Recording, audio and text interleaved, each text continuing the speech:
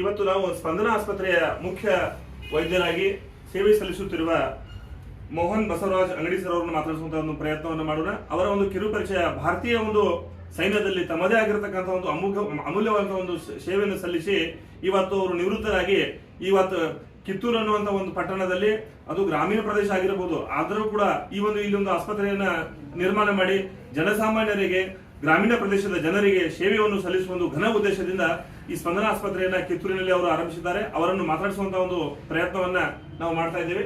Sir ನಮಸ್ಕಾರ. ತಾವು ವೈದ್ಯರಾಗಿ ಸುಮಾರು ವರ್ಷಗಳಿಂದ ಸೇವೆಯನ್ನ ಸಲ್ಲಿಸ್ತಾ ಇದ್ದಾರೆ. ಅದರ ಜೊತೆಗೆ ಭಾರತ ಮಾತೆಯ ಸೇವೆಯನ್ನು ಭಾರತೀಯ ಸೈನ್ಯದಲ್ಲಿ ಇದ್ದುಕೊಂಡು ಅಲ್ಲಿ ವೈದ್ಯರಾಗಿ ಸೇವೆ ಸಲ್ಲಿಸುವ ಮುಖಾಂತರ ಭಾರತ ಮಾತೆ ಸೇವೆಯನ್ನು ಕೂಡ ತಾವು ಮಾಡಿದ್ದೀರಿ. ಈಗ ತಾವು ಕಿತ್ತೂರಿನ ಒಂದು ಪಟ್ಟಣದಲ್ಲಿ ತಮ್ಮ ಸೇವೆಯನ್ನು ವೈದ್ಯರಾಗಿ ಆರಂಭಿಸಿದ್ದಾರೆ. ಈ ಕುರಿತು ತಾವು ಏನು ಹೇಳಿಕೆ ಇಷ್ಟಪಡ್ತೀರಿ?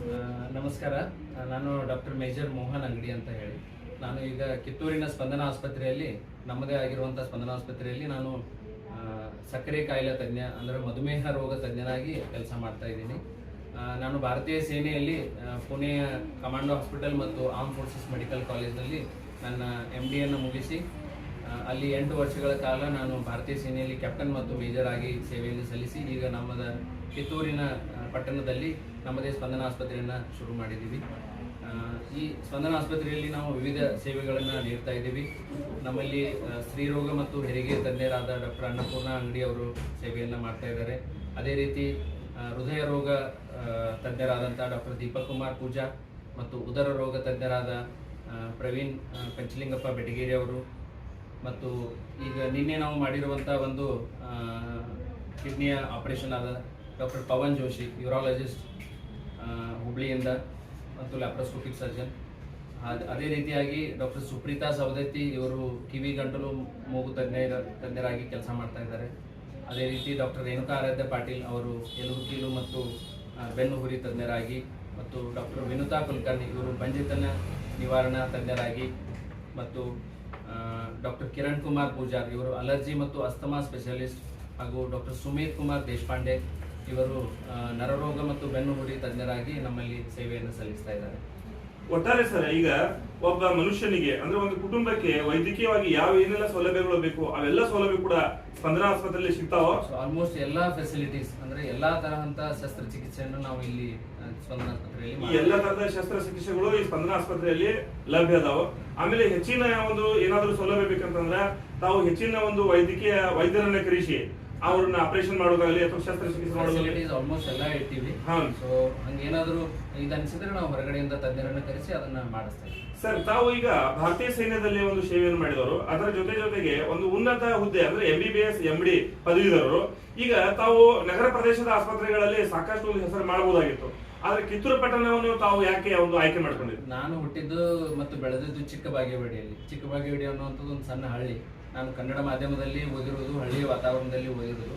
ಸೊ ಇದೆಲ್ಲ ಕಾರಣಕ್ಕೆ ನಾನು ಆರ್ಮಿ ಆಯಿತು ಅಥವಾ ಸಿಟಿಯನ್ನೇ ಸೆಲೆಕ್ಟ್ ಮಾಡ್ಕೊಳ್ಳೋದು ಬಿಟ್ಟು ನಮ್ಮ ಹಳ್ಳಿಯ ಜನರಿಗೆ ಒಂದು ಒಳ್ಳೆಯ ವೈದ್ಯಕೀಯ ಸೇವೆ ಸಿಗಲಿ ಅನ್ನೋ ಒಂದೇ ಉದ್ದೇಶಕ್ಕೆ ನಾವು ಕಿತ್ತೂರಿನಲ್ಲಿ ಈ ಸ್ಪಂದನ ಆಸ್ಪತ್ರೆಯನ್ನು ಸ್ಟಾರ್ಟ್ ಮಾಡಿದ್ವಿ. ಒಟ್ಟಾರೆ ವೀಕ್ಷಕರೇ, ತಮಗೆ ತಿಳಿಸುವಂತಂದ್ರೆ ಮೋಹನ್ ಸರ್ ಅವರ ಒಂದು ಏನಪ್ಪಾ ಅಂತಂದ್ರೆ ಬಹಳ ದೊಡ್ಡ ಮನಸ್ಸು. ಯಾಕಂತಂದ್ರೆ MBBS MD ಆದ್ರೂ ಕೂಡ ಅವರು ಪಟ್ಟಣದಲ್ಲಿ ತಮ್ಮ ಆಸ್ಪತ್ರೆಯನ್ನು ಆರಂಭಿಸಲಿಲ್ಲ, ಕಿತ್ತೂರಿನಲ್ಲಿ. ಇವತ್ತು ಯಾಕಂತಂದ್ರೆ ಅವರು ಹಳ್ಳಿ ಜೀವನದಿಂದ ಬಂದವರು, ಹಳ್ಳಿಗರಿಗೆ ಅನುಕೂಲ ಆಗಬೇಕು, ಹಳ್ಳಿಗರ ಏನ್ ಸಮಸ್ಯೆ ಅದಾವ ಅನ್ನೋದನ್ನ ಅವರು ಅನುಗುಣವಾಗಿ ಬಲ್ಲಂತವ್ರು. ಅದಕ್ಕಾಗಿ ಅವರು ಈ ಹಳ್ಳಿಯ ಪ್ರದೇಶಗಳಿಗೆ ಅನುಕೂಲ ಆಗಬೇಕು, ಹಳ್ಳಿಯ ಜನರಿಗೆ ಅನುಕೂಲ ಆಗುವಂತ ಒಂದು ಘನ ಉದ್ದೇಶದಿಂದ ಕಿತ್ತೂರಿನಲ್ಲಿ ಸ್ಪಂದನ ಆಸ್ಪತ್ರೆಯನ್ನ ಅವರು ಆರಂಭಿಸಿದ್ದಾರೆ.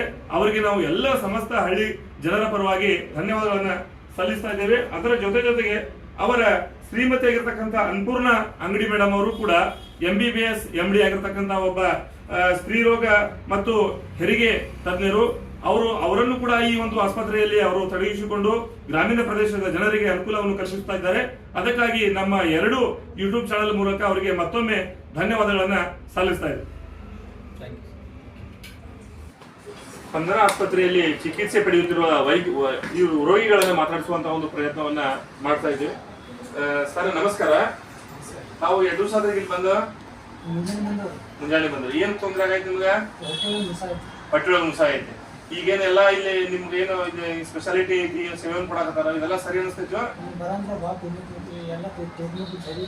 ಸರಿ ಮಾಡ್ಯಾರ, ಚಲೋ ಅನ್ಸಾಯ್ತು. ನೀವ್ 2 ವರ್ಷದಿಂದ ಬರ್ತಾರ ಇಲ್ಲಿ? ನಾವು ಈ ದವಾಖಾನೆ ಬರ್ತೀವಿ.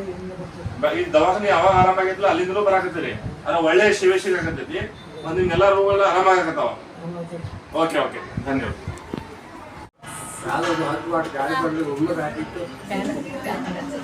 ಅದೇ ಈ ಸ್ಪಂದನ ಆಸ್ಪತ್ರೆಗೆ ಬರಾಕತ್ತ ಎಷ್ಟು ದಿವಸ ಆಯ್ತು ಈಗ? ನಾವು ಬರಾಕೈತೆ ಸುಮಾರು ಒಂದು ವರ್ಷದಿಂದ ನಾವು ಆಯ್ತು. ಏನ್ ತೊಂದರೆ ಇತ್ತು ನಿಮಗೆ? ಇಲ್ಲೇ ನಮ್ಗೆ ಶುಗರ್ ಇತ್ತು. ಶುಗರ್ ಎಲ್ಲ ಇಲ್ಲಿ ತೋರಿಸ್ತದ ನಮ್ಗೆ ನಾರ್ಮಲ್ ಆಗೈತಿ, ಕಡಿಮೆ ಆಗೈತೆ, ಕಡಿಮೆ ಆಗೈತಿ, ಶುಗರ್ ಕಡಿಮೆ ಆಗೈತೆ, ಕಡಿಮೆ ಆಗೈತಿ.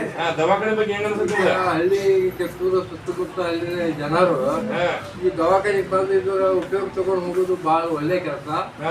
ಅದರಿಂದ ನಾವು ಇಲ್ಲಿ ಬಂದ ಕೆಲಸ ಈಗ ನಮ್ಮ ಪೇಷಂಟ್ ಒಂದಿತ್ತು, ಈಗ ಅವರು ಇಲ್ಲಿ 3 ದಿವಸ ಆಗಿರೋದು, ಅವರು ಆರಾಮಾಗಿರೋದು. 3 ದಿವಸದಿಂದ 3 ದಿವಸದಿಂದ ಇವರು ಆರಾಮಾಗಿರೋದು. ಈಗ ಡಿಸ್ಚಾರ್ಜ್ ಆಗಿ ಊರಿಗೆ ಹೊಂಟಿದ್ದಾರೆ.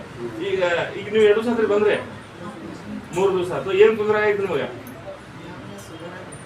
ಈಗೇನ್ ಕಡಿಮೆ ಅನ್ಸಾಯ್ತ್ರಿ? ಈಗ ಆಸ್ಪತ್ರೆ ದವಾಖಾನೆ ಚಲೋ ಐತ್ರಿ? ಓಕೆ ಓಕೆ, ಧನ್ಯವಾದ.